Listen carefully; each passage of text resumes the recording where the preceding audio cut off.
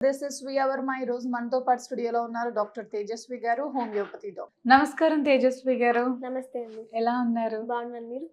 I'm good అండి. తేజస్వి గారు, ఎక్కువ శాతం పీరియడ్ టైమ్స్‌లో నొప్పొస్తూ ఉంటుంది పొత్తి కడుపులో. అండ్ అలా కాకుండా నార్మల్‌గా కూడా కొంతమందికి ఎప్పుడు ఎవ్రీడే నొప్పొస్తూనే ఉంటుంది. అలా ఎందుకు జరుగుతూ ఉంటుంది? అండి.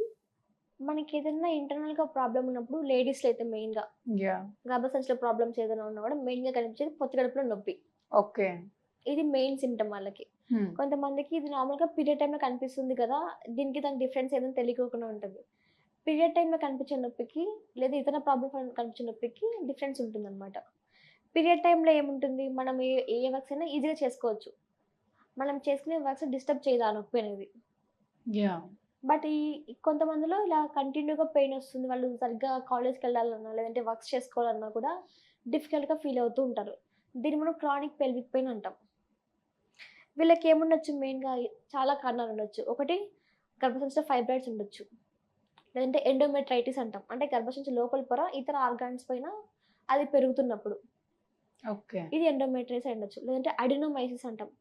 గర్భసంచి లోపలి పొర గర్భసంచి కండరాలు పెరగడం. ఇది హ్మ్. అడినోమైసిస్ అంటాం. లేదు వాళ్ళకి ఇది కాదంటే బల్క్ యూట్రస్ అంటాం. గర్భసంచి వాపొచ్చిందని. ఇవన్నీ గర్భసంచిలో ప్రాబ్లమ్స్ ఉన్నప్పుడు. లేదు కొంతమందిలో ప్రెగ్నెన్సీ అనేది ఎక్టోపిక్ ప్రెగ్నెన్సీగా ఉంటుంది. అంటే గర్భసంచిలో పెరగకోకుండా బేబీ అనేది ట్యూబ్స్ పైన పెరుగుతూ ఉంటుంది. ఇలాంటి కండిషన్స్‌లో కూడా వాళ్ళకి పొత్తి కడుపులో పెయిన్ కంటిన్యూ‌గా వస్తూ ఉంటుంది. హ్మ్. నెక్స్ట్ ఇంగ వాళ్ళకి ఇన్ఫెక్షన్స్ ఎక్కువున్నప్పుడు. యూరినరీ ట్రాక్ట్ ఇన్ఫెక్షన్స్ అయినా, లేదంటే వెజనల్ ఇన్ఫెక్షన్స్ అయినా కూడా, సర్వైకల్ ఇన్ఫెక్షన్ ఏదైనా కూడా వాళ్ళకి పొత్తి కడుపులో నొప్పి కంటిన్యూ‌గా కనిపిస్తూ ఉంటుంది. వాళ్ళకి యూరినరీ ట్రాక్ట్ ఇన్ఫెక్షన్స్ అనుకోండి, ఇంకా వాళ్ళకి పొత్తి కడుపులో నొప్పితో పాటు యూరిన్ పాస్ చేసినప్పుడు మంటగా కనిపిస్తూ ఉంటుంది. యూరిన్ పాస్ చేయాలంటే కొంతమంది చురుగ్గా ఉందని చెప్తారు. కొంతమంది మంటగా అనిపిస్తుంది. కొంతమంది మళ్ళీ మళ్ళీ యూరిన్ పాస్ చేయాలనిపిస్తుందని చెప్తూ ఉంటారు. ఇదొకటి. నెక్స్ట్ సర్వైకల్ ఇన్ఫెక్షన్ ఏదైనా ఉన్నప్పుడైతే అంటే వెజైనా దగ్గర ఇన్ఫెక్షన్స్ ఏదైనా ఉన్నట్టయితే వాళ్ళకి వెజైనా నుంచి అబ్నార్మల్‌గా ఫ్లూయిడ్ లీక్ అవుతూ ఉంటుంది. తెల్ల బట్ట గానీ, లేదంటే కలర్ కలర్ బట్టలతో ఐ మీన్ యెల్లో కలర్ కానీ, గ్రీన్ కలర్ కానీ ఇలా కలర్‌గా వాళ్ళకి డిశ్చార్జ్ లీక్ అవుతూ ఉంటుంది. అంటే వాళ్ళకి పొత్తి కడుపు నొప్పితో పాటు ఇలాంటి సింప్టమ్స్ ఖచ్చితంగా కనిపిస్తుంటాయి. ఇదొకటి. నెక్స్ట్ ఇంగ వాళ్ళకి క్రానిక్‌గా కాన్‌స్టిపేషన్ ఏదైనా ఉన్నట్టయితే మలబద్ధకం అంటాం. ఇలా కంటిన్యూ‌గా చాలా కాలంగా మలబద్ధకం ఉన్నప్పుడు వాళ్ళకి పొత్తి కడుపు హెవీగా అనిపిస్తుంది. కొన్ని గ్యాస్ట్రిక్ ప్రాబ్లమ్స్ వల్ల కూడా పొత్తి కడుపు హెవీగా అనిపిస్తూ ఉంటుంది. నెక్స్ట్ ఇంగ వాళ్ళకి ఇవన్నీ మెయిన్ కారణాలు ఈ పొత్తి కడుపులో నొప్పికి. కొంతమందికి ఇంటర్‌కోర్స్ టైమ్‌లో కూడా పెయిన్‌ఫుల్‌గా అనిపిస్తుంది. పొత్తి కడుపు మొత్తం లాగినట్టు అనిపిస్తుందని చెప్తుంటారు. ఇంటర్‌కోర్స్ చేసేటప్పుడు వాళ్ళకి డిఫికల్ట్‌గా అనిపించి మాకు పెయిన్ వస్తుంది పొత్తి కడుపులో అని చెప్తుంటారు. ఇది ఇన్ఫెక్షన్స్ అయినా అయ్యుండొచ్చు, ఫైబ్రాయిడ్స్ అయినా అయ్యుండొచ్చు, లేదా ఇంక ఇతర కారణాలు ఏదైనా అయ్యుండొచ్చనమాట ఇలా నొప్పికి. ఇప్పుడు ఆ పెయిన్ ఎలా చెప్తారు వాళ్ళకి? పెయిన్ ఎలా ఉంటుంది వాళ్ళకి? నొప్పంటే ఆ నొప్పి ఏ విధంగా అనిపిస్తుంది? కొంతమందికి ఆ నొప్పి లాగినట్టు అనిపిస్తుంది. కడుపు మొత్తం కిందకి లాగేసినట్టు అనిపిస్తుంది మేడం అని చెప్తుంటారు. అది అది కొంతమందికి అనిపిస్తుంది. కొంతమంది మొత్తం నా నా పొత్తి కడుపు చుట్టూ కత్తితో పొడిచినట్టు అనిపిస్తుందని చెప్తుంటారు. ఇది స్టిచింగ్ పెయిన్ అంటూ ఉంటాం. అంటే స్టాబింగ్ పెయిన్ అంటాం దీన్ని మనం. హ్మ్. కత్తితో పొడిచినట్టు అనిపిస్తుంది. నొప్పి చాలా ఎక్కువగా అనిపిస్తుంది. కొంతమంది సైడ్స్‌లో వస్తుంది. పొత్త కొంతమందికి పొట్ట మొత్తం అనిపిస్తూ ఉంటుంది. కొంతమందికి చిన్న చిన్నగా ప్రికింగ్ పెయిన్ అంటాం. అంటే చిన్న చిన్న సూదులతో కూర్చున్నట్టు అనిపిస్తుందని చెప్తుంటారు. కొంతమందికి మాకు నొప్పి ఉంది గానీ అది హెవీగా అనిపిస్తుంది, బరువుగా అనిపిస్తుంది. అక్కడ ఏదో ఉన్నట్టు అనిపిస్తుందని చెప్తుంటారు. ఇన్ని విధాలుగా పెయిన్ అనేది చెప్తూ ఉంటారు చాలామంది పేషెంట్స్. ఫస్ట్ ఎవరైనా ఇలాంటి కండిషన్స్‌తో వచ్చినప్పుడు మేమేం చేస్తామంటే వాళ్ళకి అల్ట్రాసౌండ్ చేసుకోమని చెప్తాం ఫస్ట్. స్కాన్ రిపోర్ట్ చేసినట్టయితే వాళ్ళకి ఫైబ్రాయిడ్స్ ఉన్నాయా? లేదంటే ఎండోమెట్రియోసిసా? లేదంటే బల్కీ యూట్రసా? లేదంటే ఇంకేమైనా ప్రాబ్లమ్స్ ఏదైనా ఉన్నాయా మనం రూల్ ఔట్ చేసుకోవచ్చు. ఇవి అయిపోయిన తర్వాత ఇన్ఫెక్షన్స్. వాళ్ళకి పొత్తి కడుపుని ఎగ్జామిన్ చేయడం జరుగుతుంది. ఎగ్జామిన్ చేసి పెల్విక్ ఏరియా మొత్తం ఎగ్జామిన్ చేసి వాళ్ళకేదైనా ఇన్ఫెక్షన్స్ ఏదైనా ఉన్నాయా? దాన్ని కూడా మనం రూల్ ఔట్ చేసుకోవాలి. ఇన్ఫెక్షన్స్ ఉన్నప్పుడు ఇలా పొత్తి కడుపులో నొప్పి ఉంటుంది కాబట్టి, ఇన్ఫెక్షన్స్ ఏదైనా ఉన్నట్టయితే ఇన్ఫెక్షన్స్ తగ్గట్టు ట్రీట్మెంట్ ఇవ్వడం జరుగుతుంది. ఇంకా వాళ్ళకేమన్నా కాన్‌స్టిపేషన్ కానీ, వాళ్ళ హిస్టరీ మొత్తం తీసుకుంటాం. పెయిన్ ఎప్పుడొస్తుంది? ఎలాంటప్పుడొస్తుంది? యూరిన్ పాస్ అయినప్పుడు పెయిన్ ఏమైనా వస్తుందా? ఎందుకంటే యూరినరీ ఇన్ఫెక్షన్ వల్ల పెయిన్ వస్తుంది కాబట్టి, దాన్ని రూల్ ఔట్ చేయడానికి యూరినరీ ఇన్ఫెక్షన్ మొత్తం హిస్టరీ తీసుకుంటాం. హ్మ్. నెక్స్ట్ ఇంగ వాళ్ళ బాడీ మొత్తం కాన్‌స్టిపేషన్ హిస్టరీ అంటాం. వాళ్ళకి మలబద్ధకం ఏమైనా ఉందా మలబద్ధకం ఏదైనా ఉందా? లేదంటే ఏదైనా దేనికైనా టాబ్లెట్స్ యూజ్ చేస్తున్నారా? ఇలా మొత్తం వాళ్ళ కేస్‌లోకి మొత్తం తీసుకుంటామనమాట. ఇలా మొత్తం తీసుకోవడం వల్ల దేనివల్ల ఆ పొత్తి కడుపు నొప్పొస్తుందో మనకు ఈజీగా తెలుస్తుంది. ఓకే. సపోజ్ ఫైబ్రాయిడ్స్ వల్ల ఇది కాజ్ అయింది అనుకోండి, ఫైబ్రాయిడ్స్ తగ్గట్టు ట్రీట్మెంట్ ఇవ్వడం జరుగుతుంది. హ్మ్. కొంతమందికి ఎలా ఉంటుందంటే సర్జరీ తర్వాత కూడా కొద్దిగా కూడా నొప్పి కంటిన్యూగా కనిపిస్తుంది. ఎలా అంటే సపోజ్ సిజేరియన్ అనుకోండి, అంటే డెలివరీ టైంలో కట్ చేస్తారు కదా! అక్కడ స్కార్ లాగా ఫార్మ్ అవుతుంది. కొంతమందికి ఆ స్కార్ దగ్గర మాత్రమే పెయిన్ అనిపిస్తుంది.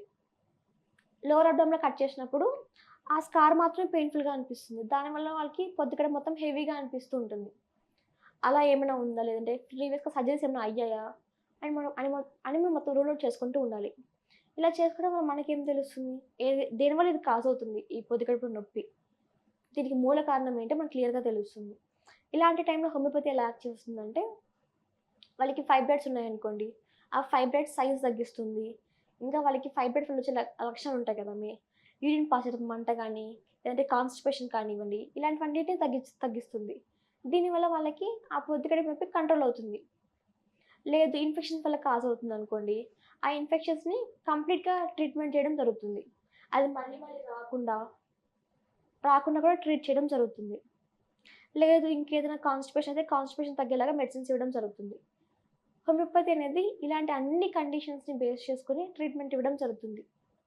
వాళ్ళకి దేనివల్ల కాజ్ అవుతుంది, ఎందుకొస్తుంది, ఎలా ఉంది, మొత్తం సింప్టమ్స్ అన్నిటిని తీసుకొని వాళ్ళ బాడీకి ఏ మెడిసిన్స్ సెట్ అవుతుంది, ఎంత పొటెన్సీ ఇవ్వాలి, ఇవన్నిటిని బేస్ చేసుకొని మెడిసిన్స్ ఇవ్వడం జరుగుతుంది వాళ్ళకి. హ్మ్. దీనివల్ల వాళ్ళకి ఆ పొత్తికడుపు నొప్పి ప్రాబ్లమ్ కంప్లీట్‌గా తగ్గుతుంది. అసలు ఏ టెస్టులు చేయించుకోవాలంటారు? ఇలాంటి పెయిన్ వచ్చినప్పుడు? మెయిన్‌గా వచ్చేసి అల్ట్రాసౌండ్ టెస్ట్ అంటాం. హ్మ్. మొత్తం స్కాన్ చేయడం జరుగుతుంది పొత్తికడుపుని మొత్తం. నెక్స్ట్ ఇంగా hormonal test. Hormonal profile oestrogen, progesterone, thyroid hormones ఏంటి మొత్తం హార్మోనల్ టెస్ట్ చేయడం జరుగుతుంది. నెక్స్ట్ ఇంగా ఇన్ఫెక్షన్స్ ఉన్నప్పుడు కల్చర్ చేయమని చెప్తాం. పెల్విక్ ఎగ్జామినేషన్‌తో పాటు వాళ్ళకి పస్ ఏదైనా ఉంటదో ఆ స్వాబ్ కల్చర్ చేయడం జరుగుతుంది. దేనివల్ల కాజ్ అవుతుందని చెప్పి తెలుసుకోవడానికి. ఇవి టెస్ట్ చేయడం జరుగుతుంది. హ్మ్. ఇంకా వాళ్ళకి కంప్లీట్ బ్లడ్ టెస్ట్. ఏదైనా ఇన్ఫెక్షన్స్ ఉన్నప్పుడు బ్లడ్‌లో కూడా తెలుస్తుంది కాబట్టి, వాళ్ళకి బ్లడ్ టెస్ట్ చేయించుకోమని చెప్తుంటాం. అంటే ఏమైనా సర్జరీస్ అయ్యే అవకాశం ఉందంటారా? ఇలాంటి పెయిన్ వచ్చినప్పుడు నార్మల్‌గా క్యూర్ అయిపోతుందా ఈ హోమియోపతిలో? అండి. ఫస్ట్ మనం స్కాన్ చేయించుకొని చూసినట్టయితే వాళ్ళకి ఏ సైజ్‌లో ఉంది, ప్రాబ్లమ్ ఏంటి అని మనకు క్లియర్‌గా తెలుస్తుంది. దాన్ని బేస్ చేసుకొని సర్జికలా, నాన్ సర్జికలా మనం తెలుసుకున్నట్టయితే ఒకవేళ నాన్ సర్జికల్ కేస్ అనుకోండి, కంప్లీట్‌గా హోమియోపతి ద్వారా ఎలాంటి సైడ్ ఎఫెక్ట్స్ లేకుండా క్యూర్ చేసుకోవచ్చు. ఫైబ్రాయిడ్స్ కానివ్వండి, ఎండోమెట్రైటిస్ అవనివ్వండి, లేదు ఇన్ఫెక్షన్స్ అయినా కూడా కంప్లీట్‌గా క్యూర్ చేసుకోవచ్చు. ఇన్ కేస్ ఆ ప్రాబ్లమ్ ఇంక దేనివల్లైనా కాజ్ అయినప్పుడు కూడా హోమియోపతి యాక్ట్ చేస్తుంది. బట్ వాళ్ళు ఓపికగా వెయిట్ చేసినట్టయితే కంప్లీట్‌గా క్యూర్ అవుతుంది అది గూడా. ఓకే. అంటే డైట్‌లో ఏమైనా మార్పులు చేసుకోవాలంటారా? ఇట్లాంటి ఫ్రీక్వెంట్‌గా పెయిన్ ఉన్నవాళ్ళు. ఇప్పుడు కొంతమందికి మసాలా ఫుడ్స్ ఎక్కువ తింటూ ఉంటారు. అలాంటి వాళ్ళు ఎక్కువ వస్తుందా ఇలాంటివి? అండి. డైట్‌లో ఖచ్చితంగా చేంజెస్ చేసుకుంటూ ఉండాలి. మెయిన్‌గా ప్రోటీన్ ఫుడ్ ఎక్కువ తీసుకుంటూ ఉండాలి. హ్మ్. ఇంకా కొంతమందికి కాన్‌స్టిపేషన్ ఉండడం వల్ల గూడా ఇలా పెయిన్ వస్తుంది కాబట్టి కాన్‌స్టిపేషన్ రిలీవ్ అయ్యే ఫుడ్స్ ఏవైతే ఉంటాయో ఫైబర్ రిచ్ ఫుడ్స్ ఎక్కువ తీసుకుంటూ ఉండాలి.